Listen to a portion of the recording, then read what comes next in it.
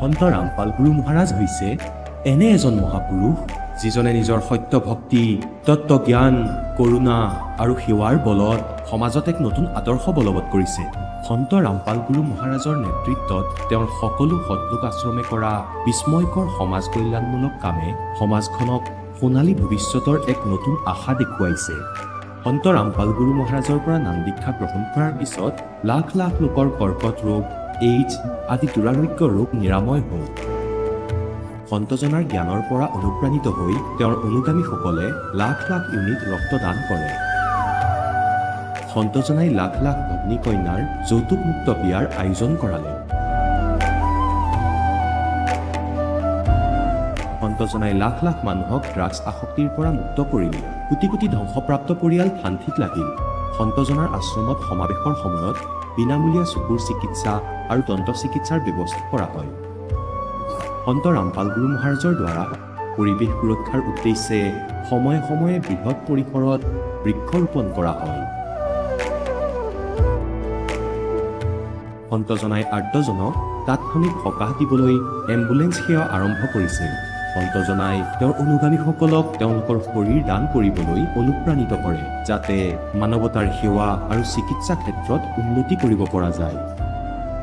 সন্ত ৰামপাল গুৰু মহাৰাজৰ সকলো আশ্ৰমত প্ৰতিদিনে বিনামূলীয়া ধৰ্মভোজৰ আয়োজন কৰা হয়, য'ত প্ৰতিবাৰেই প্ৰতিটো জাতি, প্ৰতিটো ধৰ্মৰ মানুহে একেলগে বহি ভোজন কৰে।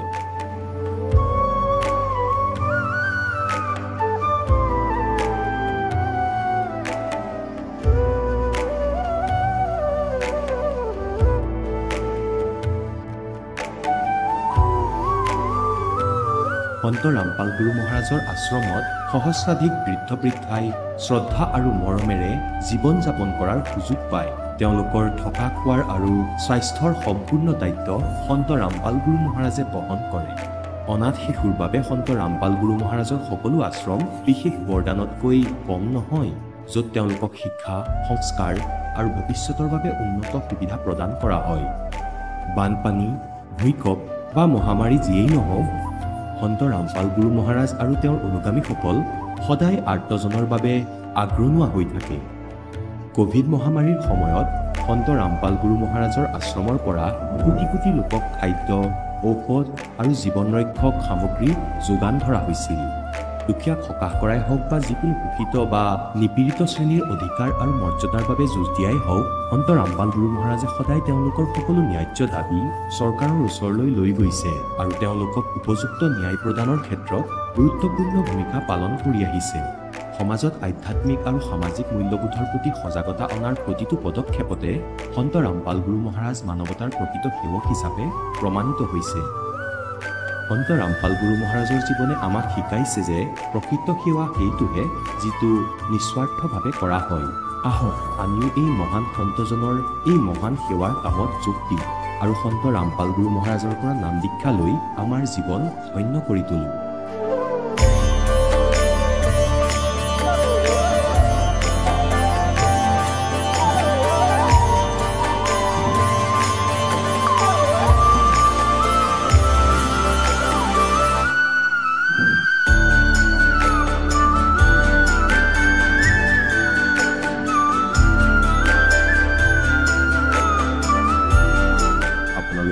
পৰিয়ালৰ সৈতে সৎলোক আশ্ৰমলৈ আন্তৰিকতাৰে আমন্ত্ৰণ জনোৱা হয়।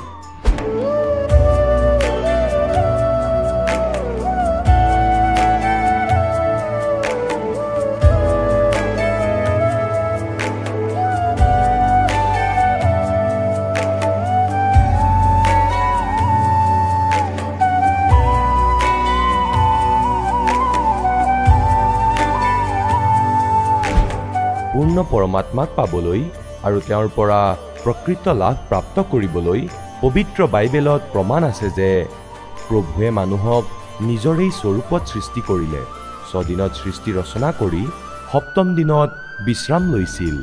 কুৰাণ শ্বৰীফত প্ৰমাণ পোৱা গৈছে যে স্বয়ং খুদাই হজৰত মহম্মদক কৈছে যে মই তোমাক সেই পৰমাত্মাৰ মহিমা ক'বলৈ পঠিয়াইছোঁ।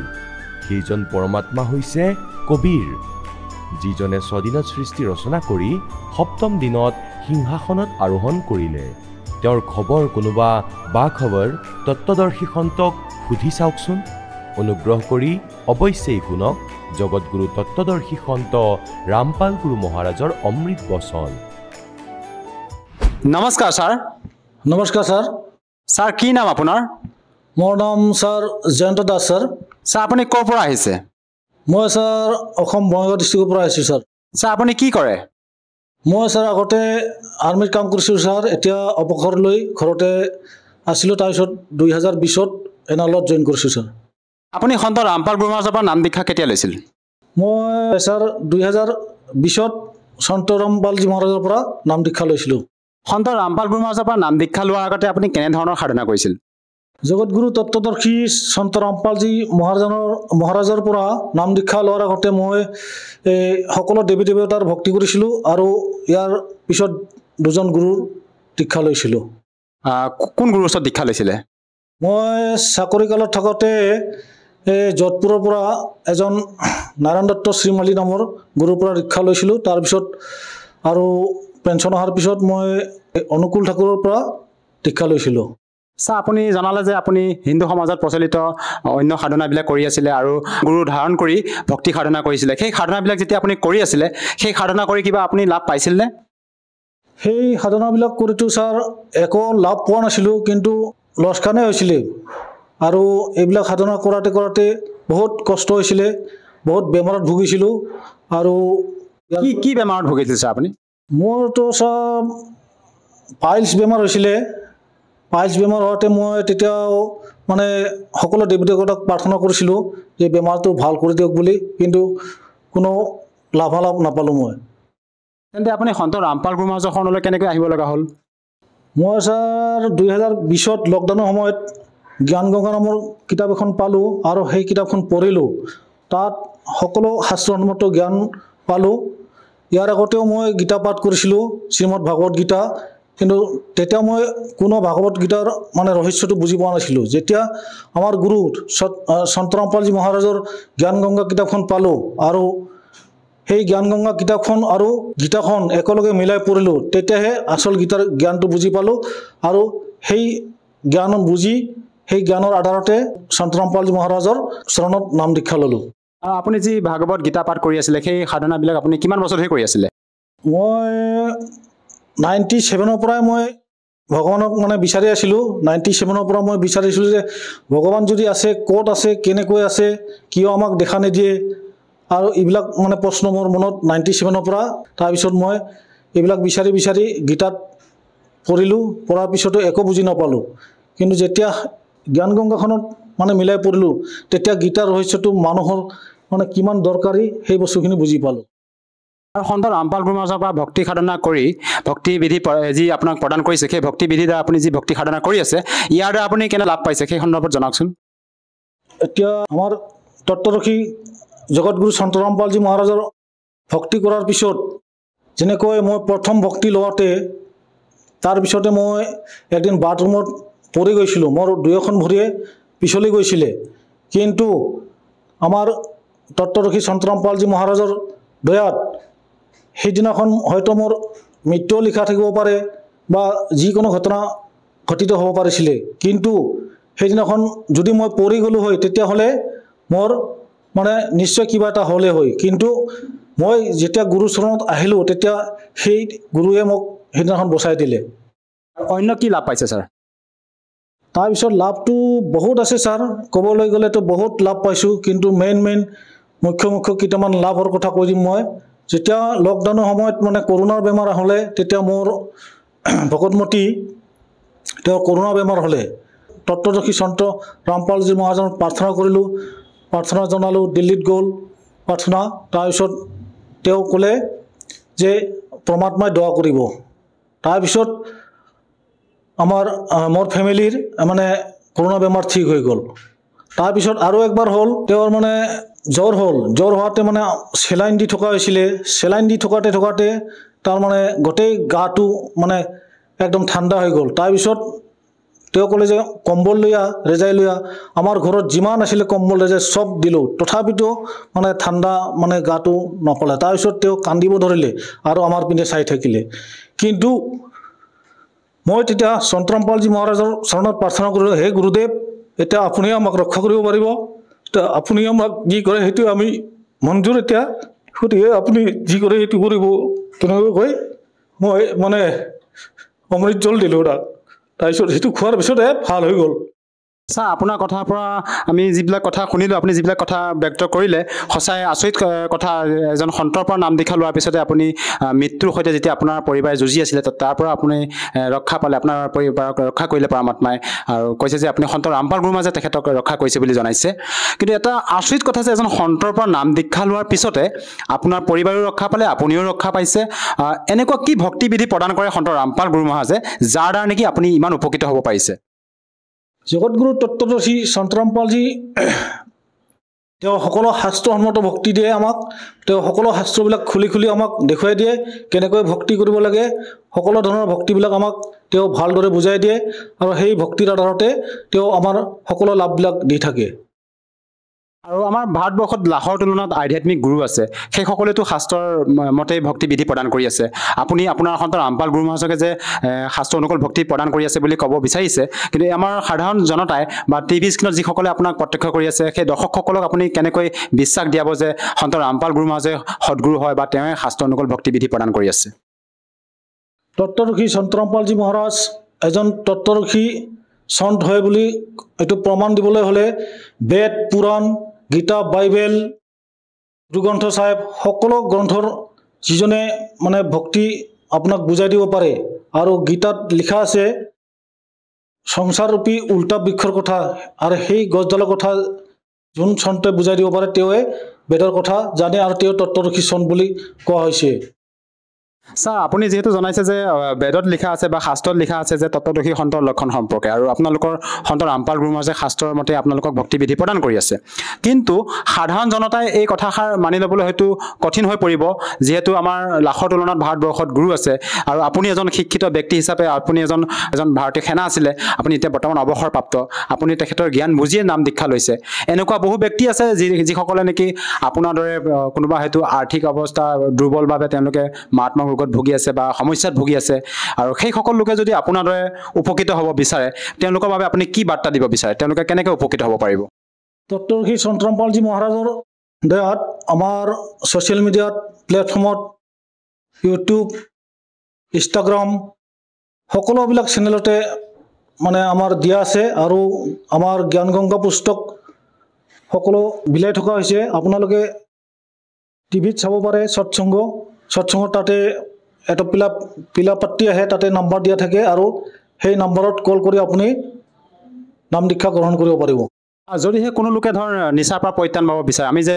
আপোনালোকৰ সন্ত ৰামপাল গুৰু মহাৰাজৰ শিষ্যসকলৰ তেওঁলোকৰ অনুভৱ আমি যেতিয়া বিভিন্ন ছ'চিয়েল মিডিয়া প্লেটফৰ্মত দেখিছোঁ যে সন্ত ৰামপাল গুৰু মহাৰাজৰ পৰা নাম দীক্ষা ল'লে নিচাৰ পৰা পৰিত্ৰাণ পাব পাৰি এই ক্ষেত্ৰত ছাৰ আপুনি কি ক'ব বিচাৰে যে সঁচাকৈ সন্ত ৰামপাল গুৰু মহাৰাজৰ পৰা নাম দীক্ষা লোৱাৰ পিছত নিচাৰ পৰা পৰিত্ৰাণ পাব পাৰি নেকি হয় আপুনি ঠিকে কৈছে ছাৰ সন্ত ৰামপালজী মহাৰাজৰ চৰণত অহাৰ পিছত নিচা ত্যাগ কৰিব পাৰে এইটো আমি প্ৰমাণ পাইছোঁ ময়ো আগতে নিচা কৰিছিলোঁ মই আৰ্মিত থাকোঁতে বহুত নিচা কৰিছিলোঁ আমি আৰ্মি পাৰ্চনটো নিচা কৰে চবেই কিন্তু ময়ো নিচা কৰিছিলোঁ কিন্তু যেতিয়া তত্ত্বদৰ্শী সন্ত ৰামপাল চৰণত আহিলোঁ তাৰপিছত এই নিচাবিলাক নিজে নিজে ঠিক হৈ গ'ল এতিয়া আপুনি নিচা নকৰে এতিয়া বিলকুল আমি নিচাটো নকৰোঁ কোনো নিচা নাই আমাৰ এতিয়া আমি নিচাটো কোনোবাই আনি দিব ক'লে আমি আনি নিদিওঁ বা টাচ নকৰোঁ এইটো আৰু কোনোবাই যদি তাত সেইবিলাক নিচা কৰি আছে তাৰ পৰা আমি দূৰত থাকোঁ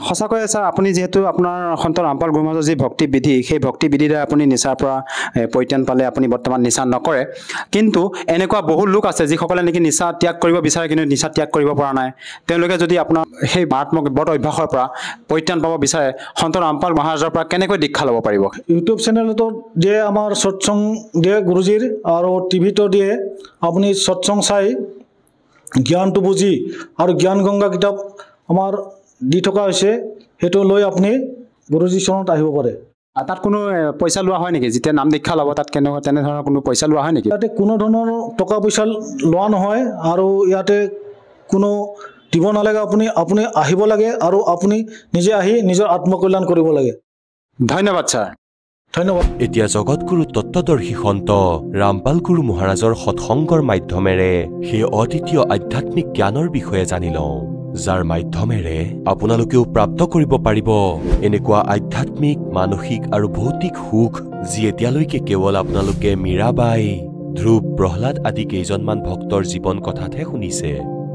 এতিয়া শুনক তত্ত্বদৰ্শী সন্তৰ সৈতে শাস্ত্ৰ অনুকূল ভক্তি সৎসংগ, এনেকুৱা অদ্বিতীয় আধ্যাত্মিক জ্ঞান যাৰ প্ৰমাণ আছে সকলো ধৰ্মৰ সকলো পবিত্ৰ শাস্ত্ৰত।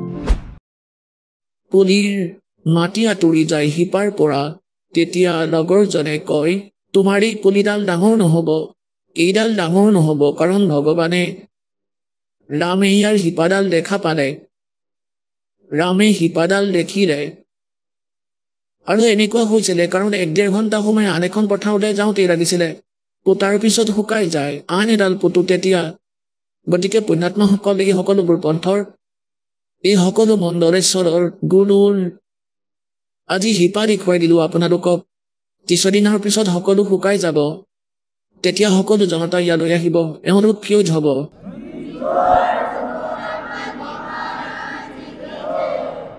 গতিকে পৰমাত্মাই কি কয়, सतयुग में सत सुकृत कह टेरा, त्रेता नाम मुनींदर मेरा, द्वापर में करुणा में कहाया, और कलियुग नाम कबीर धराया। চাৰিওটা যুগতে আহোঁ মই, সত্য যুগত সদকৃত নামেৰে, ত্ৰেতাত মুনিন্দ নামৰ ঋষি বুলি কোৱা হ'ল, দ্বাপৰত কৰুণাময় নামেৰে, আৰু কলি যুগত কয় কবিৰ নামেৰে আহিছোঁ। যেতিয়া হঠকৃত নামেৰে পৰমাত্মা আহিছিল, সেই সময়ত কমলৰ ফুলত বিৰাজমান হৈছিল। এইটোতো তেওঁৰ এক স্থায়ী লীলা, এইটোতো তেওঁৰ এক স্থায়ী লীলা। সত্য যুগত পৰমাত্মা আহিল, হঠকৃত নামেৰে প্ৰসিদ্ধ হ'ল, আৰু এজন বিদ্যাধৰ নামৰ ব্ৰাহ্মণ, দীপিকা তেওঁৰ পত্নী, দুয়োজনে তেওঁলোকৰ সন্তান নাছিলে, বয়সো বহুত হৈছিল, প্ৰায় 50-60 ওচৰৰ।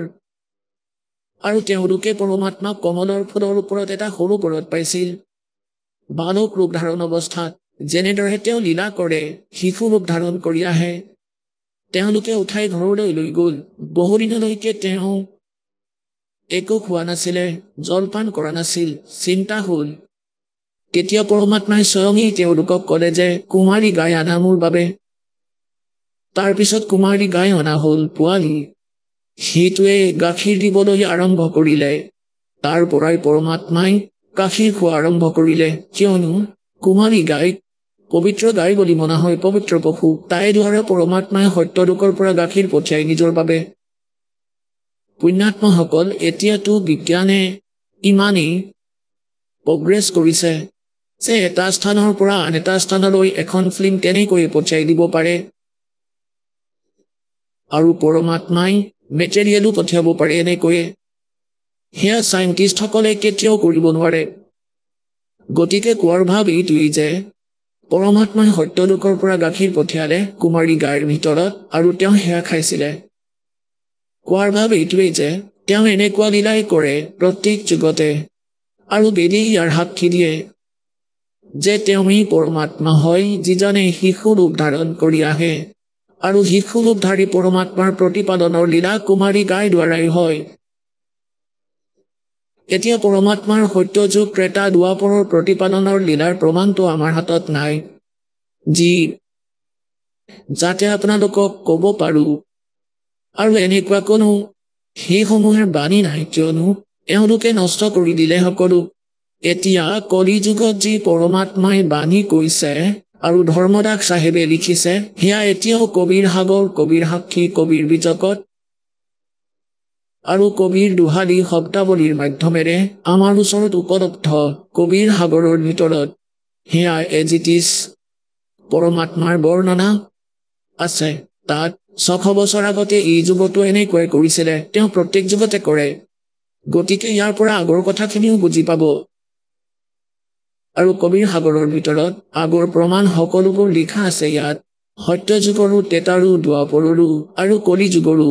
কিন্তু কলি যুগৰ কথা যি দাসে কৈ আছে আৰু যি আমাৰ বেদীও কৈ আছে সেয়া দুয়োটাই মিলে কলি যুগৰ লগত। পৰমাত্মাই যি কলি যুগত লীলা কৰিছে সেয়া আজি লিপিবদ্ধ। সেইবাবে পৰমাত্মাক বুজিবলৈ, পৰমাত্মাক জানিবলৈ সহজ হ'ব হৈ আছে। আৰু যি মহাপুৰুষসকলে ভগৱানক দেখিছিল তেওঁলোকেও সেইটোৱেই কৈছে, বেদেও সেইটোৱেই জ্ঞান দিলে। যিহেতু গীতায়ো সেইটোৱেই কৈ আছে, সেইবাবে পৰমাত্মাক বুজি পাবলৈ সহজ হৈছে। কাৰণ আমি শিক্ষিত সদগ্ৰন্থবোৰ স্বয়ঙেই চাব পাৰোঁ আৰু চাইছে, সেইবাবে মানিব পাৰিছে। সত্য যুগত পৰমাত্মাক যিজন বিদ্যাধৰ নামৰ ব্ৰাহ্মণ আছিলে তেওঁ লৈ গৈছিল। লাহে লাহে ডাঙৰ হ'ল পৰমাত্মা। 5 বছৰৰ আয়ুসতেই, 4-5 বছৰৰ আয়ুসতেই মনু নামৰ মহৰ্ষিক পৰাস্ত কৰি দিছিলে আৰু সকলোৰে মুখ বন্ধ কৰি দিছিলে পৰমাত্মাই মাত্ৰ এটা প্ৰশ্ন কৰি, कि कौन ब्रह्मा का पिता है, कौन विष्णु की माँ, शंकर का दादा कौन है, ऋषि जी मुझे बता। তেওঁলোকৰ অৱস্থা বেয়া হৈ গৈছিল। তেওঁলোকতো অজৰ অমৰ হয়, সৰ্বেশ্বৰ হয়, মহেশ্বৰ হয়। তেওঁলোকৰ পিতৃ মাতৃ নাই আৰু পৰমাত্মাক বহুত ধিক্কাৰ দিছিলে তেওঁলোকে যে এওঁতো সকলো ওলোটা কথাই কয়। আৰু পৰমাত্মাই কয়, हम ही अलख अल्लाह हैं, कुतुब गोस और पीर, गरीबदास खालिक दनी, हमरा नाम कबीर। ए स्वामी सृष्टा में और सृष्टि हमारे तीर, दास गरीब अधर बसों में अवगत सत कबीर। পৰমাত্মাই কৈছিলে যে মই ওপৰত থাকো, সত্য লোকত যাৰ বৰ্ণনা বেদে দিয়ে তাত মোৰেই মহিমা আছে। वेद मेरा भेद है, वरना वेदन के माही, और जौन वेद से मैं मिलूं वो वेद जानते रहे। এই সকলোবোৰ কথাত ক্ষুব্ধ হৈ মনুৰ দৰে ঋষিয়ে, বশিষ্ঠৰ দৰে ঋষি অথবা অন্য যি সেই সময়ৰ প্ৰভুত্ব দেখুৱাইছিলে, ঋষি বুলি প্ৰসিদ্ধ আছিল, সিহঁত পৰমাত্মাৰ বিৰোধী হ'ল আৰু জনতাক ক'ব ধৰিলে যে এওঁ বামদেৱ হয়। বামদেৱ মানে ওলোটা চাহেব। বাম মানে ওলোটা, জ্ঞান দিওঁতা। নিজকে ভগৱান বুলি কয়, নৰকত থাকে। বামৰ অৰ্থ 2 প্ৰকাৰৰো হয়। বাম মানে যেনেকুৱা এইখন ৰাইট হেণ্ড, তেনেহ'লে এইখন বাওঁ। বাম মানে ওলোটা, এইখন চিধা হাত, এইখন ওলোটা হাত, বাওঁ হাত বুলি কয়। সেইবাবে বামদেৱ বুলি ক'ব ধৰিলে। আৰু বামদেৱৰ বিষয়ে পুৰাণতো প্ৰমাণ আছে, তেওঁ মহাপুৰুষ আছিল। আৰু যি জ্ঞান বামদেৱৰ লগত আছিল কাৰো লগতে নাছিলে। এওঁলোকে মানিও, কিন্তু তেওঁৰ আগলৈ একো চিন নাই। তেওঁৰ জ্ঞানৰ কোনো আধাৰ নাৰাখিলে। এই প্ৰকাৰে ভগৱানৰ সত্য যুগৰ ইমানখিনি ইতিহাস বহুত মহাপুৰুষে পাইছে, তেওঁলোকক পাৰো কৰিছে। সত্য যুগতো 2-এজন পাৰ হৈছে, কিন্তু পৰমাত্মাই কলি যুগতহে সকলোকে পাৰ কৰিব বিচাৰিছিল। পিছে কিছু সংখ্যকক প্ৰত্যেক যুগতে পাৰ কৰিছে, যিসকল তেওঁৰ ওপৰত দৃঢ় আছিল। আকৌ কৈছে, ত্ৰেতাত পৰমাত্মা এজন মুনীন্দ্ৰ নামৰ ঋষিৰূপে প্ৰসিদ্ধ হ'ল। এনেকৈ সি আত্মাই যি বিদ্যাধৰ ব্ৰাহ্মণ আছিলে, সেইজনে ত্ৰেতাত বেদবীজ নামৰ ব্ৰাহ্মণ হ'ল, ঋষি হ'ল। সেই সময়তো তেওঁৰ সন্তান আছিল আৰু তেওঁৰ যি পত্নী দীপিকা আছিলে, তেওঁ আগলৈ গৈ চুৰীয়া নামৰ পত্নী হ'ল। তেওঁৰ পত্নী ৰূপত জন্মিলে, তেওঁৰ নাম থলে চুৰীয়া। সেই সময়ত পৰমাত্মাই আকৌ পালে। তেওঁলোকক সন্তান দিয়া নাছিলে, কাৰণ তেওঁলোকৰ সংস্কাৰত নাছিলে, জানি বুজি দিয়া নাছিল ভগৱানে, যাতে পাৰ কৰাব পাৰে। এনেকুৱা নহয় পুণ্যাত্মাসকল যে সন্তান থকাসকলে পাৰ নহ'ব, কিয়নো এই সত্য যুগ ত্ৰেতা দ্বাপৰত যি বেণ্ড আছিলে সেইটো সময়ত ওলাব নোৱাৰিলেহেঁতেন যদি বেছি আবদ্ধ হ'ল হয়। এতিয়া সন্তান হ'লে সেইটো ভালেই কথা, সিহঁতেও ভগৱানৰ ভক্তি কৰিব, তেওঁলোকৰ সংস্কাৰ ভাল হ'ব, সিহঁতো পাৰ হ'ব। আৰু আমাৰ তেওঁলোকৰ ওপৰত যি ধাৰ আছে সেয়া ভগৱানে ক্ষমা কৰিব। যেনেকৈ আগতে হাৰিয়ানা চৰকাৰে ঋণ ক্ষমা কৰি দিছে কৃষকসকলৰ, যোনে যিমান লৈ থৈছিলে খেতিয়কসকলে, গতিকে সিহঁত ফ্ৰী হ'ল। যদি আগলৈ ভালদৰে চলে তেন্তে সুখ হ'ব। এনেকৈ এই পৰমাত্মায়ো নিজৰ সন্তানৰ এই যে আপোনালোকৰ ইজনৰ আনজনৰ প্ৰতি ধাৰ আছে, পুত্ৰ পুত্ৰী হৈ আহিছে, কোনোবা অকৰ্মণ্য পিতৃ হৈ আহিছে, পিতাই মদ খায় আৰু পুত্ৰই উপাৰ্জন কৰে, আৰু যদি তাক খাবলৈ নিদিয়ে তেন্তে চিঞৰিব ধৰিব তেওঁ। মানুহে ক'ব নিজৰ দেউতাকক শুশ্ৰূষা নকৰে, লাজত পৰিহে দিবলগীয়া হয়। গতিকে আগৰ জন্মত সেই পুত্ৰই ঋণ লৈ থৈছিলে সেয়া এতিয়া মাৰি আছে। সুখদেৱ ঋষিয়ে কৈছিলে যেতিয়া জন্ম লৈয়েই উঠি গুচি গ'ল মাকৰ গৰ্ভৰ পৰা, 12 বছৰ আয়ুসৰ শৰীৰ হ'ল আৰু বেদব্যাসদেৱ তেওঁৰ পিতাই ক'ব ধৰিলে পুত্ৰ দৰ্শনটো দিয়া, মুখখনটো দেখুৱাই দিয়া, 12 বছৰ লৈছো, অপেক্ষা কৰিলো তোমাৰ বাবে। কিন্তু সুখদেৱ ঋষিয়ে ক'লে যে ব্যাসদেৱ, নাজানো কিমান বাৰ মই আপোনাৰ দেউতা হৈছো, নাজানো কিমান বাৰ আপুনি মোৰ দেউতা হৈছে, এয়া বহুত জটিল কথা। এতিয়া মই এই মোহত বন্দী নহওঁ। যদি মই চাওঁ তোমাৰ প্ৰতি মোৰ পিতাৰ ওপৰত আস্থা আহিব। আপুনিতো গ্ৰস্ত হৈয়ে আছে এই বোকাত। এনেকৈ কৈ তাৰ পৰা অন্তৰ্ধান হৈ গ'ল, আকাশলৈ উৰি গ'ল। সিদ্ধি আছিলে, আগৰ জন্মৰ সংস্কাৰৰ বেটেৰী চাৰ্জ আছিলে, কিন্তু পাৰ হ'ব পৰা নাছিলে যেতিয়ালৈকে সত্য নাম পোৱা নাছিল। গতিকে কোৱাৰ ভাৱ এইটোৱেই যে তেওঁ কৈছিলে, সুখদেৱ ঋষিয়ে কৈছিলে, एक लेवा एक देवा दूतम और कोई किसी का पिता नहीं पुतम, ऋण संबंध जुड़ा एक ठाठा। এক ঋণৰ আধাৰত ঋণৰ সম্বন্ধৰ বাবে আমাৰ এই সংস্কাৰ জড়িত হৈ আছে। এটা পৰিয়ালৰ যি আমি ठाठ दिखाई देते हैं, ऋण संबंध जुड़ा एक ठाठा। अंश में सब 12 बाटा। আজি পিতৃ মাতৃ আছে, পুত্ৰ পুত্ৰী আছে। আজি যদি পিতাৰ মৃত্যু হয় তেওঁ নাইজেৰিয়াত জন্ম ল'ব, আৰু পুত্ৰৰ মৃত্যু হ'লে শ্ৰীলংকাতো জন্ম ল'ব পাৰে। 12 বাট হৈ গ'ল। কোনোবাই ক'ৰবাত জন্ম পালে, কোনোবাই ক'ৰবাত। তেন্তে এয়া কিহৰ বান্ধোন? एक लेवा एक देवा दूतम और कोई किसी का पिता नहीं पुतम, ऋण संबंध जुड़ा एक ठाठा, अंश में सब 12 बाटा। পুণ্যাত্মাসকল এনেকৈ নাভাবিব যে আমি ল'ৰা ছোৱালীক এৰি দিম, পিতৃ মাতৃক এৰি দিম, পতিক এৰি দিম। নহয়। যদি কোনোবাই ধাৰ ঋণ লৈ থৈছে আৰু সি ধাৰ মৰা নাই, তেন্তে সি অকৰ্মান্য ব্যক্তি। ঋণ ল'লে তাক পৰিশোধ কৰিব লাগে। এৰি পলাই গ'লে লাভ নহয়। এতিয়া পৰমাত্মাৰ সঁহাৰিও পালা, এনেকুৱা বিজনেছ পাই গ'ল। এতিয়া আপোনাৰ উপাৰ্জন ইমান হ'ব, আপুনি সহজেই ধাৰ মাৰিব পাৰিব।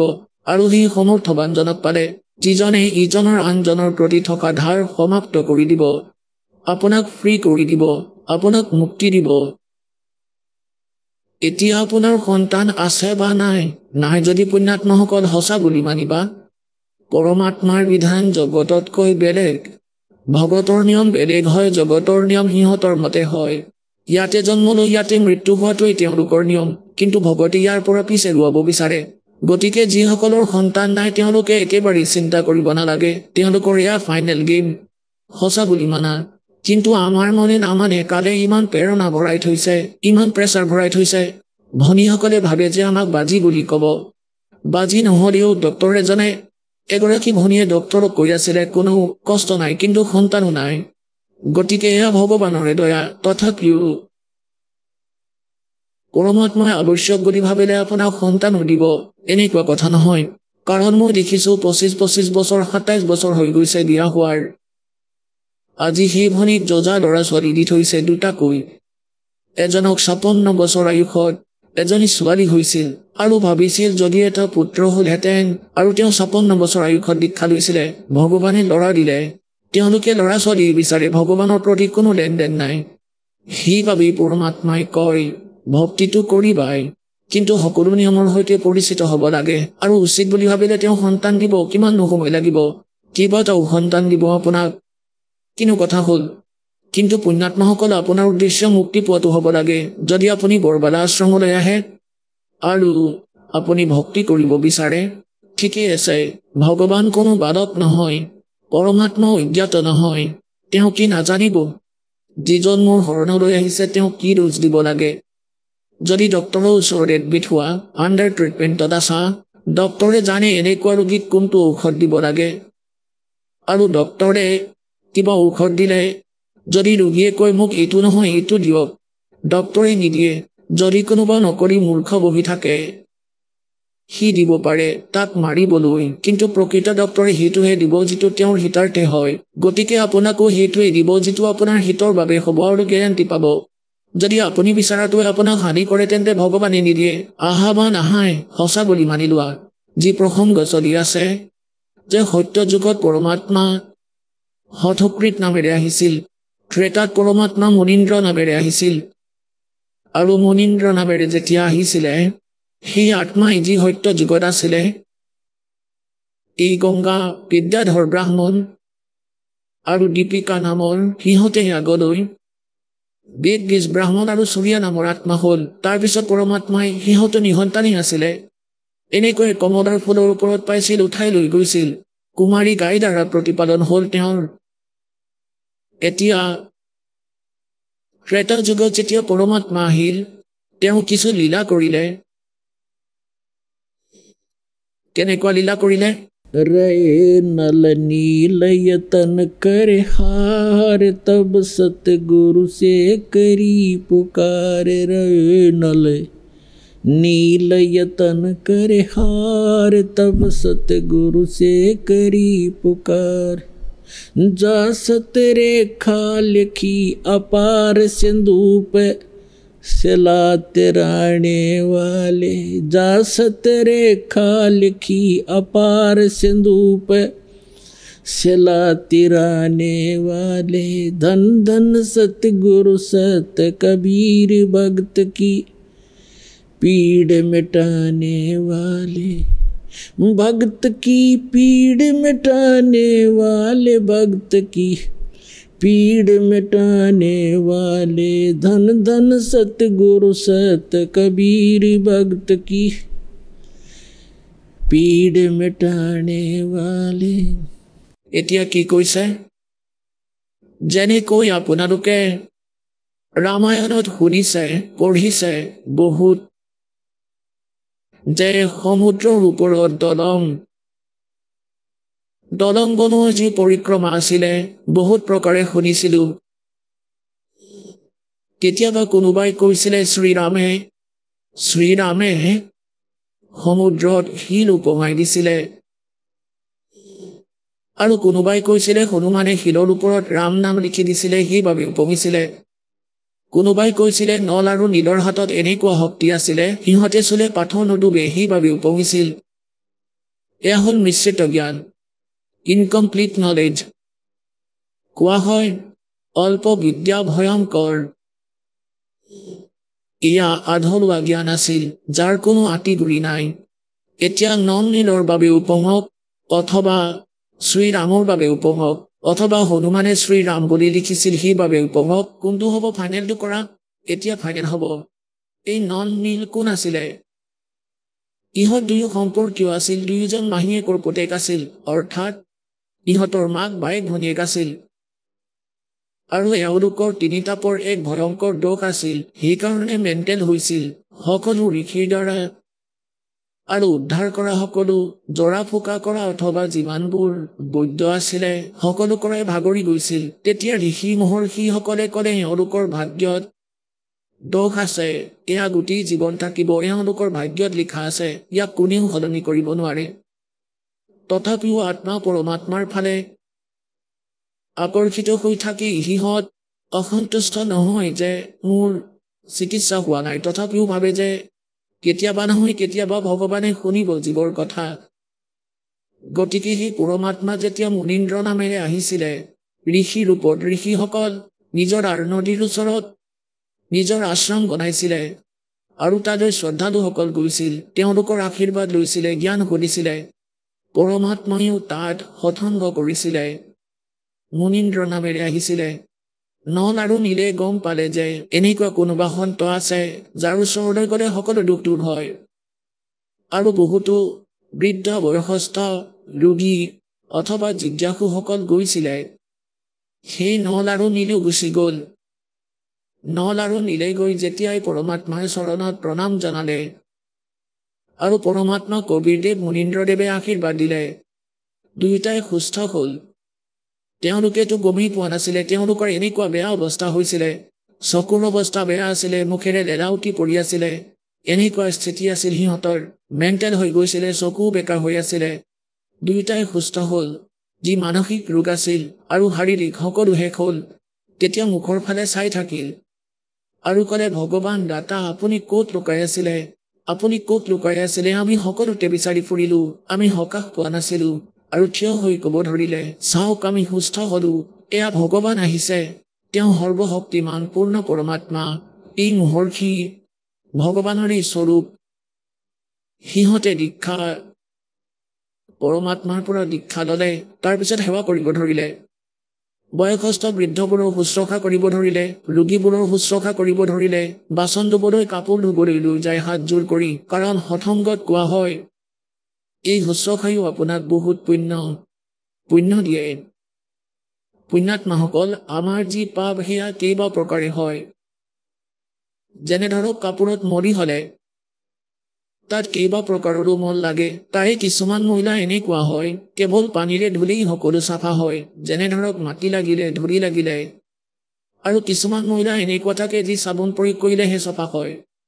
আৰু কিছুমান মহিলা এনেকুৱা হয় ড্ৰাই ক্লিন কৰিলেহে চাফা হয়, তাৰ বিকল্প নাথাকে। গতিকে আমি এনেকৈয়ে যুগ যুগ ধৰি নিজৰ অন্তঃকৰণ ৰূপী কাপোৰক এনেকৈ লেতেৰা কৰি থৈছো। সেই মন্ত্ৰ জপ কৰিলে কিছুমানে সোনকালে আৰাম পায়। গতিকে লেতেৰা অলপ লেতেৰা আছিলে সেইবাবে সোনকালে চাফা হ'ল। কিছুমানৰ বেছি আছে, গতিকে সকলো ট্ৰিটমেণ্ট কৰিব লাগিব। সেইবাবে কিছুমান পাপ এনেকুৱা যি শুশ্ৰূষা কৰিলেহে কটা যাব। হাতেৰে শুশ্ৰূষা কৰিলে, ৰুটি বনালে, বাচন চাফা কৰিলে, ঝাৰু মাৰিলে, মেঘ পাৰিলে, চেষ্টা কৰক। যদি কোনোবাই কৰিব নিদিয়ে ক'ব মই কৰিম, সেইটো বেলেগ কথা। আপোনাৰ উদ্দেশ্য থাকিব লাগে যে আমিও সেৱা কৰিব বিচাৰো ভগৱানৰ কম বেছি। তাৰ পৰা আপোনাৰ বহুত লাভ হ'ব। আৰু দ্বিতীয়টো হ'ল যে সৎসংগ শুনিলে জ্ঞানযজ্ঞও হয়। ইয়াৰ দ্বাৰাও কিছু পাপ আপোনাৰ নাশ হ'ব। সন্তৰ দৰ্শন কৰিলে কিছু প্ৰকাৰৰ পাপ আপোনাৰ নাশ হ'ব, আন উপায় নাই। আৰু অন্য প্ৰকাৰৰ যি ঘোৰ পাপ আছে মন্ত্ৰৰে চাফা হ'ব। গতিকে মন্ত্ৰৰে যিসকল চাফা হ'ব, মৰি শেষ হ'ব, পাপ কটা যাব। যি আপোনাৰ সেৱা আৰু দানৰ পৰা কটা যাব সেয়া মন্ত্ৰৰে, যিবোৰ মন্ত্ৰৰে কটা যাব মন্ত্ৰৰেই কটা যাব। আৰু যিবোৰ দানেৰে কটা যাব লাগে দানেৰেই কটা যাব, মন্ত্ৰৰে কটা নাযায়। গতিকে এই সকলোবোৰৰে সামূহিক এই সকলোবোৰ লগ কৰিলেহে আপুনি চাফা হ'ব, পাপ ৰহিত হ'ব পাৰিব, ভক্তিযুক্ত হ'ব পাৰিব। গতিকে এইবোৰ ক্ৰিয়া কৰিব লাগে আৰু শ্ৰদ্ধাৰে কৰক। গতিকে পৰমাত্মাই গম পাইছিলে, সেইবাবে সিহঁতক কৈছিলে পুত্ৰসকল বাচন চাফা কৰিবা। আৰু বৃদ্ধ সেৱাদাৰ যিসকল ভগত সিহঁতৰ কাপোৰ চাফা কৰিবা। তোমালোকে বহুত পুণ্য পাবা। তোমালোকৰ কিছুমান পাপ এনেকৈ কটা যাব। সিহঁত দৃঢ় হ'ল কিয়কি গুৰু বচন পৰ ডটকে কটকে ফন্দ 84 के সিহঁত নিশ্চিত হ'ল যে গুৰুদেৱে যি কৈছে সেইটোৱেই কৰিম, নহ'লে আমাৰ ওপৰত আৰু বিপদ আহিব। সিহঁতে কাপোৰবোৰ লৈ যায়, বৃদ্ধসকলৰ কাপোৰ লৈ গৈ ধুৱে, বাচনবোৰ লৈ গৈ ধুই আনে, বহি চৰ্চা কৰে। সিহঁতে আগতে এনেকৈ আছিল, চাবোনটো নাছিলেই, পানীৰে ধুইছিলে বাচন। 8 ঘণ্টা সেইবোৰ তিয়াই থব লাগিছিলে, তাৰপিছত চফা কৰিব লাগিছিল। এনেকুৱা আছিল। বাচনবোৰ তিয়াই সিহঁতে বহিছিলে বৃক্ষৰ তলত, নদীৰ ওচৰত। সেইফালে পানীৰ সোঁতত কিছু বাচন উটি গৈছিলে। সিহঁতে নাজানিছিলে। তাতে বহি সৎসংগলৈ যোৱাসকলৰ লগত চৰ্চা কৰি থাকে আৰু নিজৰ দুখৰ দিনাৰ কথা মনত পেলায় যে চাওক সকলোৱে কৈ দিছিলে এই ৰোগ কেতিয়াও নাশ নহয় বুলি, সদায় ভুগিব লাগিব এয়া। কিন্তু চাওক ভগৱানৰ তৰ্ঘন আশীৰ্বাদ পাই আমি সুস্থ হৈ গলো। এওঁতো পৰমাত্মা, আমাৰ ভাগ্য উদয় হ'ল। এনেদৰে চৰ্চা কৰি থাকোঁতে সেইফালে আধা বাচন উটি যায়, সিহঁতে গমেই নাপায়। সিহঁত ইমান শিক্ষিত নাছিলে, গণিব নাজানিছিলে। আৰু যিখিনি বাকী থাকে সেইখিনি ধুই মাজি আনি থৈ দিয়ে। এনেকৈয়ে কাপোৰখিনি কৰে, কিছু বৈ যায়। গতিকে যিসকলে নিজৰ বাচন কাপোৰ বিচাৰি নাপায় সিহঁত দুখী হৈ যায় আৰু কয় যে নন্দিল তোমালোকে সেৱা কৰিব নালাগে দিয়া আমাৰ, কিয়নো আমি কেৱল 4-5 দিনহে থাকিবলৈ আহিছো। বাচন ক'ৰ পৰা আনিম, কাপোৰো বেলেগ নাই। সিহঁতক কয় ঠিক আছে আমি ধ্যান ৰাখিম। আকৌ একেই কৰে। তাৰপিছত গুৰুদেৱক কৈ দিলে এদিন যে মহাৰাজদেৱ আপোনাৰ সেৱাদাৰ ভগত এওঁলোক ভাল আত্মাই হয়, কিন্তু সিহঁত সৰল। আৰু আন যিসকল সেৱাদাৰ যায় সিহঁতে আহি কয়, ইহঁতে কথা পাতিবলৈ ধৰে, ধ্যান নিদিয়ে। তাৰপিছত বৈ যায় সকলোবোৰ, কৈছো আমি বহুবাৰ। সিহঁতে ক'লে গুৰুদেৱ ইহঁতক কওক আমাৰ সেৱা কৰিব নালাগে, আমাৰ আন কাপোৰ নাই, কাপোৰবোৰ উটি গ'ল, এনেকুৱা হ'ল। তেতিয়া পৰমাত্মাই ক'লে পুত্ৰ তোমালোকে বাদ দিয়া, সেৱা কৰিব নালাগে, বেলেগ সেৱা কৰা। তেতিয়া সিহঁতে চৰণত পৰি গ'ল, ক্ষমা বিচাৰিলে যে গুৰুদেৱ আমাৰ পৰা সেৱা কাঢ়ি নল'ব। সিহঁতে ভয় খালে গুৰুদেৱে খং কৰা বুলি, আকৌ বিপদ আহিব বুলি, এই সেৱা নকৰিলে। গতিকে চৰণত পৰি বেয়াকৈ কান্দিব ধৰিলে। সিহঁতে ভয় খাইছিলে যদি সেই বিপদ আকৌ আহে তেন্তে মৰি থাকিব। পৰমাত্মায়ো বুজি পালে, তেওঁ অন্তৰ্যামী, ক'লে কোনো কথা নাই, তোমালোকে সেৱা কৰা সেৱা। আৰু আশীৰ্বাদ দি দিলে যে আজিৰ পৰা পাথৰো নুডুবে তোমালোকৰ হাতৰ পৰা। কাপোৰ বাচন নুকি এতিয়া আৰু একোৱেই নুডুবে।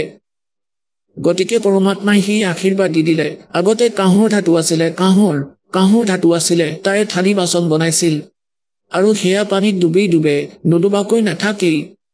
পৰমাত্মাই আশীৰ্বাদ দিয়াৰ পিছত সেই কাঁহৰ ধাতু তাৰ বাচন বৰ্তনো পানীত নুডুবা হ'ল, যদিও তাত বস্তু ভৰি থাকে আৰু বস্ত্ৰবোৰ য'ত থৈ দিয়ে তাতেই থাকি যায়। সিহঁতে উঠালেহে উঠে, নহ'লেতো তাৰ পৰা উঠাবই নোৱাৰে।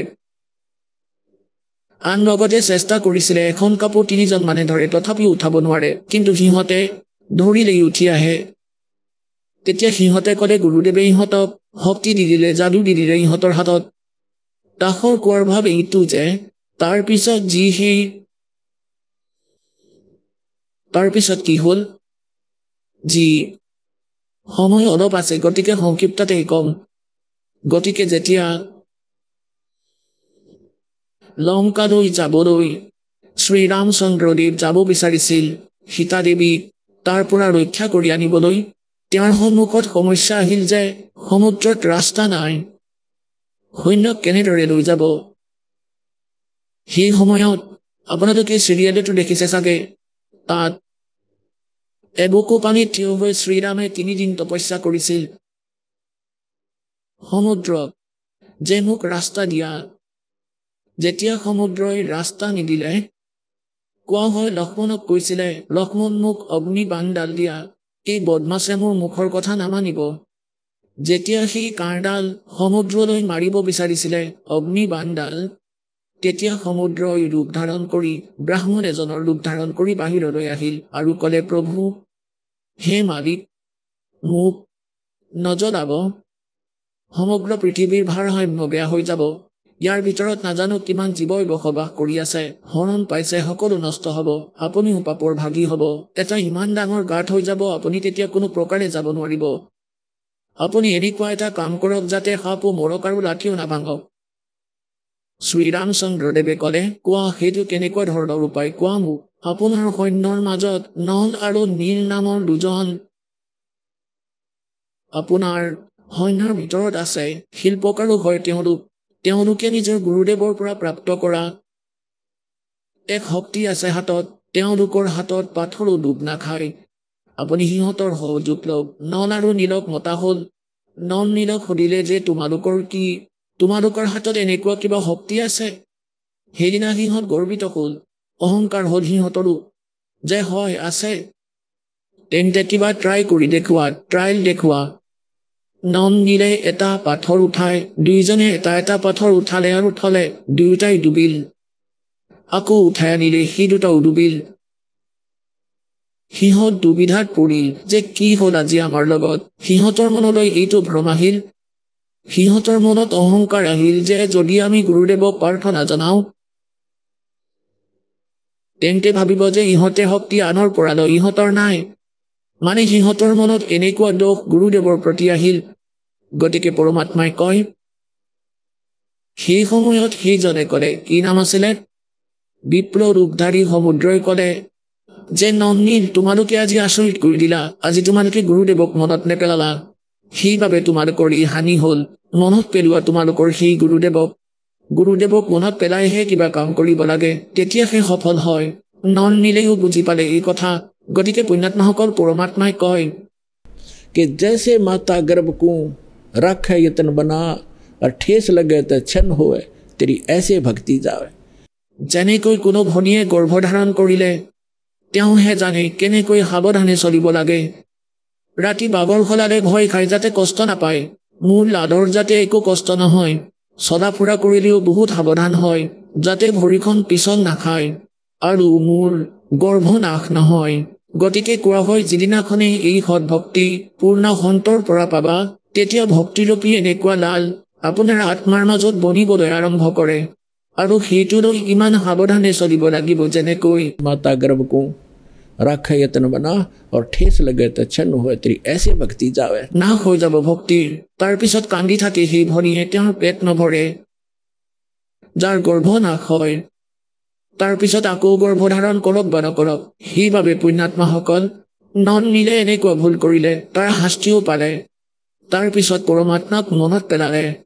रे नल नील यतन कर हार हार तब सतगुरु से करी पुकार रोए नल नील यतन कर हार तब सतगुरु से करी पुकार जा सतरे खा लिखी अपार सिंधु पे सिला तिराने वाले जा सतरे खा लिखी अपार सिंधु पे सिला तिराने वाले धन धन सतगुरु सत कबीर भक्त की पीर मिटाने वाले। আহক আমি এতিয়া সেই শ্ৰদ্ধালুসকলৰ অনুভৱবোৰ জানো যিসকলে জগতগুৰু তত্ত্বদৰ্শী সন্ত ৰামপাল গুৰু মহাৰাজৰ পৰা দীক্ষা প্ৰাপ্ত কৰিছে তথা তেওঁ কোৱা ভক্তি মাৰ্গ এওঁলোকে অৱলম্বন কৰি আছে। স্যাৰ নমস্কাৰ। নমস্কাৰ স্যাৰ। স্যাৰ কি নাম আপোনাৰ? সমাধান আইৰেক। ক'ৰ পৰা আহিছে স্যাৰ আপুনি? মই গাঁও সাতানা নাসিক মহাৰাষ্ট্ৰৰ হয় স্যাৰ।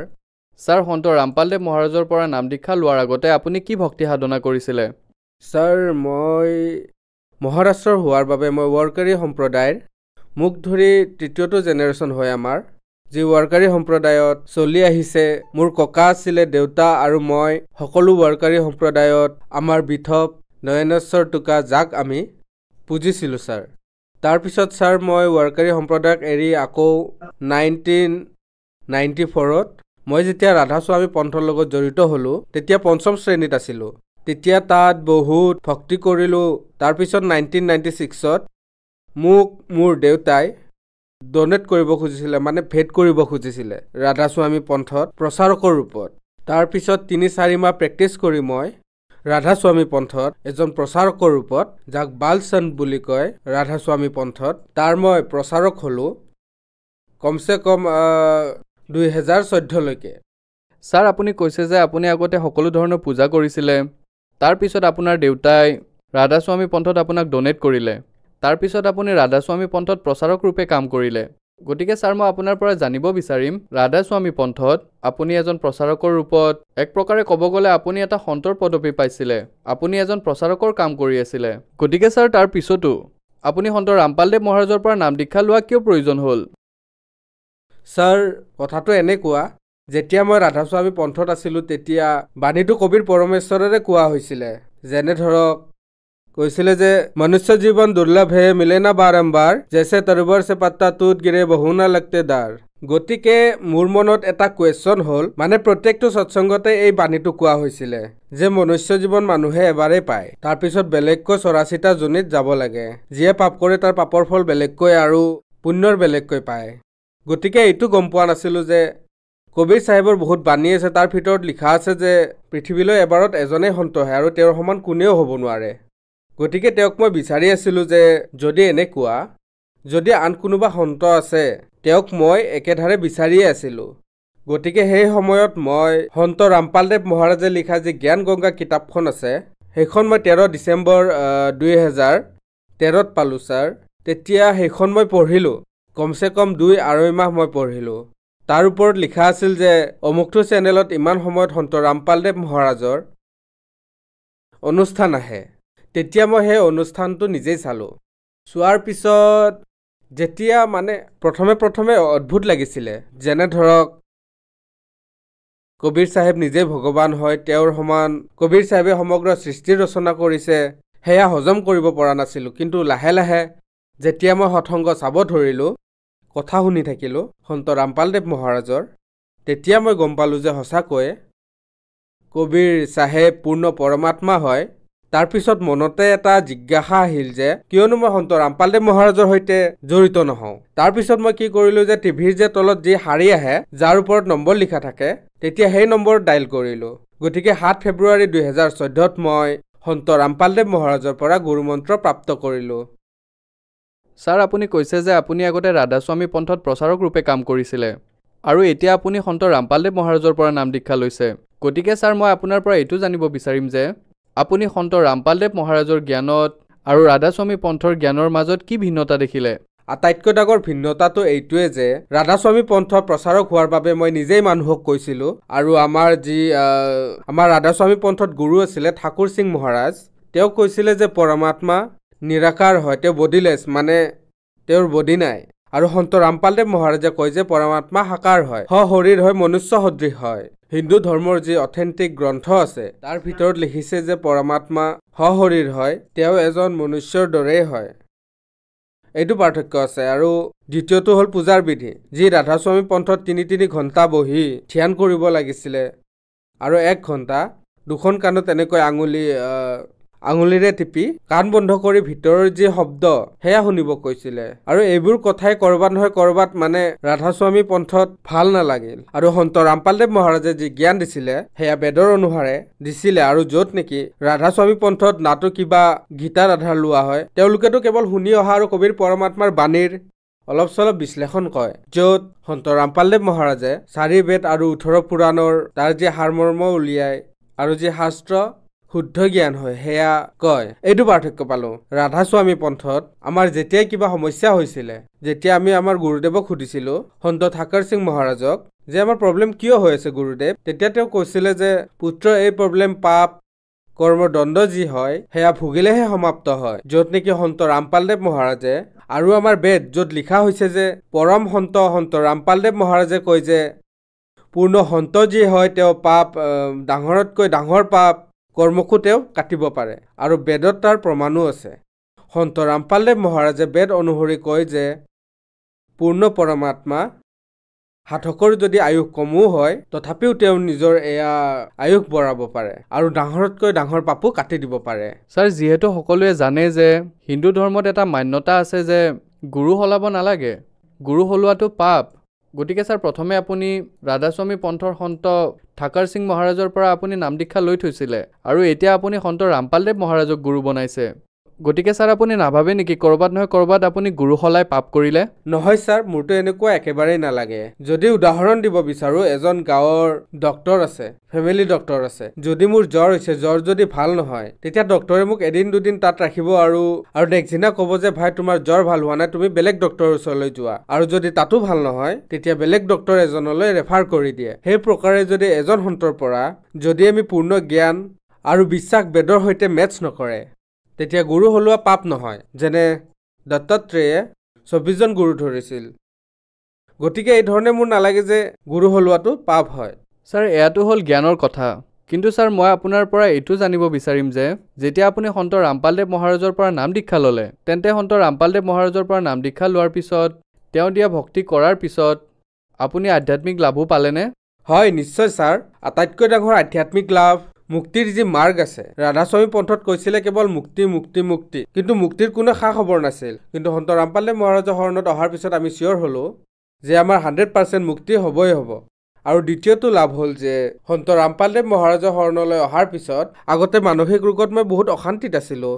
মোৰ ক'ৰবাত নহয় ক'ৰবাত এনেকুৱা লাগিছিল যে মোৰ পেটত কিবা এটা গণ্ডগোল হৈছে। মই বহুত ডক্তৰক দেখুৱাইছিলোঁ কিন্তু কোনো চিকিৎসা হোৱা নাছিল। তাৰপিছত নাছিকৰ যি সুপ্ৰসিদ্ধ ডক্তৰ আছে প্ৰকাশ যোশী নামৰ, তেওঁৰ এপইণ্টমেণ্ট ল'বলৈ 6-7 মাহ ৰখিলেও এপইণ্টমেণ্ট নাপায়। তেতিয়া মই তাত নম্বৰ লগালোঁ। 6 মাহ পিছত মোৰ নম্বৰ আহিলে। যেতিয়া মই গ'লোঁ তেতিয়া তেওঁ ক'লে যে তোমাৰ এণ্ড্ৰস্কপি কৰাব লাগিব। যেতিয়া মই এণ্ড্ৰস্কপি কৰালোঁ, যি ৰিপৰ্ট আছিলে সেয়া একেবাৰে নৰ্মেল আহিছিলে, একো সমস্যা নাছিলে। তেতিয়া ডক্তৰে ক'লে যে আপোনাৰ যি মানসিক ৰোগ আছে আপুনি তেওঁৰ ওচৰলৈ যাব লাগে। তাৰপিছত সেইদিনা তেওঁ মোক ডক্টৰ মুলে নামৰ এজন ডক্টৰৰ ওচৰলৈ মোক লৈ গ'ল। তাৰপিছত মই কমচে কম 6-7 মাহ মানসিক ৰোগৰ যি ঔষধ থাকে সেই ঔষধ মই খালোঁ, কিন্তু তাৰ পৰা কোনো প্ৰকাৰেই লাভ নহ'ল। কিন্তু যেতিয়া মই সন্ত ৰামপালদেৱ মহাৰাজৰ শৰণ গ্ৰহণ কৰিলোঁ তেতিয়া সকলো যি দুখ ব্যাধি আছিলে, যি বেমাৰ আছিলে সেয়া সন্ত ৰামপালদেৱ মহাৰাজৰ দয়াত সকলো নষ্ট হৈ গ'ল। ছাৰ, আজি মই সম্পূৰ্ণৰূপে সুস্থ আৰু কোনো প্ৰকাৰৰ কোনো শাৰীৰিক কষ্ট নাই। আৰু এটা আটাইতকৈ ডাঙৰ লাভ, আৰ্থিক লাভ এইটো হ'ল ছাৰ, যি মাল্টিনেশ্যনেল কোম্পানী আছে YK লেবৰেটৰিজ নামৰ, তাৰ বাবে মানুহে BSc এগ্ৰি যিবোৰ ষ্টুডেণ্ট আছে, যি মানুহ আছে, এই জবৰ বাবে ব্যাকুল হৈ থাকে। সন্ত ৰামপালদেৱ মহাৰাজৰ দয়াত মই আজি ৰিজনেল চেলছ মেনেজাৰ পদত মহাৰাষ্ট্ৰত আছোঁ। কোম্পানীয়ে মোক সকলোবোৰ ফেচিলিটি আৰু ভাল দৰমহাও দি আছে। আৰু মোক যেতিয়াই কোনোবাই দেখে, মই যদি কাৰোবাৰ লগত ডিল কৰোঁ, তেতিয়া সন্মুখৰজনে মোক দেখি আচৰিত হৈ যায় যে ভাই তুমি ইমান ডাঙৰ পোষ্ট কেনেকৈ পালা? এয়া কেৱল সন্ত ৰামপালদেৱ মহাৰাজৰ দয়া। যি চাকৰিৰ বাবে মানুহে ভালদৰে পঢ়া শুনা কৰি ভালদৰে ডিগ্ৰী লৈ 3-4 বছৰ ভ্ৰমি ঘূৰি ফুৰে, কিন্তু মই এদিনে মনে মনে প্ৰাৰ্থনা কৰিলোঁ যে হে ভগৱান, ময়ো এটা হে গুৰুদেৱ, মোৰ এটা প্ৰাৰ্থনা আছে যে ময়ো এবাৰ চাকৰিৰ বাবে চেষ্টা কৰি চাওঁ। তেতিয়া এনেই এপ্লিকেশ্যন দিছিলোঁ আৰু তেতিয়া সন্ত ৰামপালদেৱ মহাৰাজৰ দয়াত মোৰ সেই এপ্লিকেশ্যন পাছ হৈ গ'লোঁ আৰু মই সমগ্ৰ মহাৰাষ্ট্ৰৰ সকলো কাম মই আজি চাই আছোঁ। আৰু এটা লাভ হ'ল, মোৰ মাৰ ব্ৰেইন টিউমাৰ আছিলে। তেতিয়া নাছিকৰ বহুত ডক্টৰক দেখুৱাইছিলোঁ, শ্ৰীদেতো দেখুৱাইছিলোঁ। তাৰপিছত ধুলীয়ালৈ নিলোঁ। তেতিয়া ধুলীয়াৰ পৰা পুনে হস্পিটেল, পুনেলৈ ৰেফাৰ কৰি দিলে। যেতিয়া মাক লৈ মই তালৈ গ'লোঁ, তেতিয়া ডক্টৰে চিধা উত্তৰ দিলে যে ভাই, এওঁৰ ব্ৰেইনৰ অপাৰেশ্যন কৰিব লাগিব। কথাটো হ'ল যে তেওঁৰ মৃত্যুও হ'ব পাৰে, পেৰালাইচিছো হ'ব পাৰে তেওঁ, অথবা তেওঁৰ জিভা মানে তেওঁৰ কোনোবা নহয় কোনোবা অংগ অচল হ'বই হ'ব। তেতিয়া মই সন্ত ৰামপালদেৱ মহাৰাজৰ লগত ফোনত কথা পাতিলোঁ যে গুৰুদেৱ, এই দাখৰ মাকৰ এনেকুৱা সমস্যা হৈছে আৰু ডক্টৰে এনেকৈ কৈছে। তেতিয়া সন্ত ৰামপালদেৱ মহাৰাজে আমাক আদেশ দিলে যে পুত্ৰ, ডক্টৰে যেনেকৈ কৈছে তেনেকৈ কৰা, ডক্টৰক মানা। তেতিয়া আমি ডক্টৰক ক'লোঁ যে ডক্টৰ, আমি চিয়'ৰ। তেতিয়া ডক্টৰে ক'লে যে ইয়াৰ বাবে 6-7 লাখ টকা খৰচ কৰিবই লাগিব আৰু পেচেণ্টৰো গেৰেণ্টি নাই। তেতিয়া আমি পৰমাত্মাৰ চাকি জ্বলালোঁ সন্ত ৰামপালদেৱ মহাৰাজৰ ফটোৰ আগত আৰু এইটো ক'লোঁ যে গুৰুদেৱ, আপোনাৰ ছোৱালী আপুনিয়ে চাব। তেতিয়া মোৰ মাৰ ৰাতিপুৱা 7টা বজাত যেতিয়া অপাৰেশ্যন আৰম্ভ হ'ল, তেতিয়া ৰাতি 8 বজালৈকে মোৰ মাৰ অপাৰেশ্যন হ'ল, মানে মুঠ 13 ঘণ্টা অপাৰেশ্যন হ'ল। আৰু মোৰ মা যেতিয়া অপাৰেশ্যন থিয়েটাৰৰ পৰা বাহিৰলৈ আহিল, তেতিয়া ডক্টৰে মোৰ ভিডিঅ' বাহিৰতে থিয় হৈ আছিলে। তেতিয়া মাক সুধিলে যে এওঁ কোন হয়? তেতিয়া মায়ে চিধা ক'লে যে এয়া মোৰ জোৱাই হয়। এয়া আটাইতকৈ ডাঙৰ লাভ হ'ল যেতিয়া মায়ে লাহে লাহে ক'ব পৰা হ'ল 1.5 মাহ পাছত। তেতিয়া মায়ে নিজে ক'লে যে সন্ত ৰামপালদেৱ মহাৰাজ মোৰ মূৰৰ ওচৰত থিয় দি আছিল আৰু হাতত ধৰি কৈছিল যে মই তোমাৰ লগত আছোঁ পুত্ৰী, ভয় নাখাবা। গতিকে সন্ত ৰামপালদেৱ মহাৰাজৰ দয়াত মই আজি মোৰ মাক চকুৰে দেখি আছোঁ। বহুত আনন্দিত হওঁ আৰু এনেকুৱা লাগে যে আজিও সন্তৰ ৰূপত ভগৱান এই পৃথিৱীত আছে আৰু তেওঁ ইমান ডাঙৰ ডাঙৰ লাভ দিব পাৰিছে। সন্ত ৰামপালদেৱ মহাৰাজৰ বাহিৰে আন কোনো সন্তৰ ওচৰত এয়া নাপালোঁ যি সন্ত ৰামপালদেৱ মহাৰাজে আমাক বিনামূলীয়াকৈ দিলে। ছাৰ, আপুনি কৈছে যে আপুনি আগতে ৰাধাস্বামী পন্থত এজন প্ৰচাৰকৰ ৰূপত কাম কৰি আছিলে। তাৰ পিছতো আপুনি বিশেষ লাভ পোৱা নাছিলে। তাৰ পিছত যেতিয়া আপুনি সন্ত ৰামপালদেৱ মহাৰাজৰ পৰা নাম দীক্ষা ল'লে, তেতিয়া আপুনি বহুত লাভ পালে। গতিকে ছাৰ, মই আপোনাৰ পৰা এইটো জানিব বিচাৰিম যে আজিও যিসকল ৰাধাস্বামী পন্থৰ লগত জড়িত হৈ আছে, তেওঁলোকক আপুনি কি বাৰ্তা দিব বিচাৰিব, কি ক'ব বিচাৰিব? মই সকলো ৰাধাস্বামী পন্থৰ ভাই ভনীক প্ৰাৰ্থনা জনাওঁ যে মই নিজে এজন ৰাধাস্বামী পন্থৰ প্ৰচাৰক আছিলোঁ। নিজে সন্ত ঠাকুৰ সিং মহাৰাজৰ কোলাত খেলিছোঁ। সকলোবোৰ কথা মই তেওঁৰ লগত শ্বেয়াৰ কৰিছোঁ। গতিকে যেতিয়া মই কমচে কম 16-17 বছৰ তেওঁৰ পন্থত থাকি মই কোনো প্ৰকাৰৰ লাভ নাপালোঁ, গতিকে ভাইহঁত, আপোনালোকে কি লাভ পাব? গতিকে আহা, সন্ত ৰামপালদেৱ মহাৰাজৰ পৰা নাম দীক্ষা লৈ আপোনাৰ যি অমূল্য জীৱন আছে ঠিক কৰক।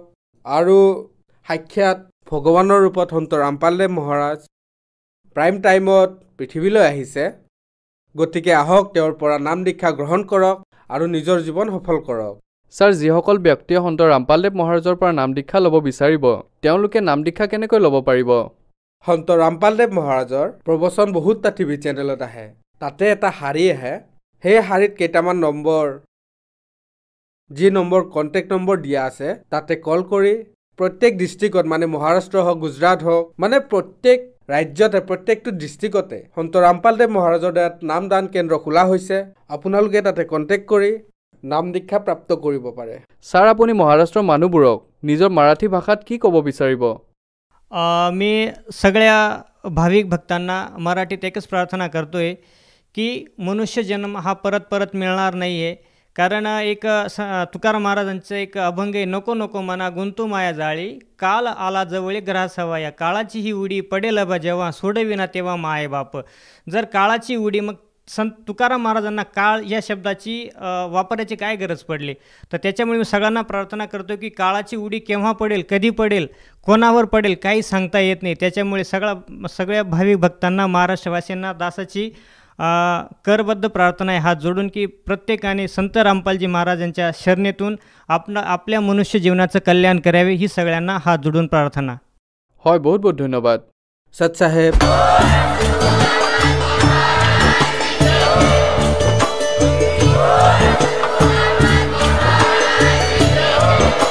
আপুনি শুনি আছিলে জগতগুৰু তত্ত্বদৰ্শী সন্ত ৰামপাল গুৰু মহাৰাজৰ মংগল প্ৰবচন. অধিক জানিবৰ বাবে ভিজিট কৰক www.jagatgururampalji.org. সন্ত ৰামপাল গুৰু মহাৰাজৰ শুভ আশীৰ্বাদত সমগ্ৰ বিশ্বতে 500তকৈ অধিক নাম দীক্ষা কেন্দ্ৰ আছে য'ত সন্ত ৰামপাল গুৰু মহাৰাজৰ দ্বাৰা বিনামূলীয়াকৈ নাম দীক্ষা দি থকা হৈছে আপোনাৰ ওচৰৰ নাম দীক্ষা কেন্দ্ৰৰ ঠিকনা জানিবলৈ সম্পৰ্ক কৰক 7082208528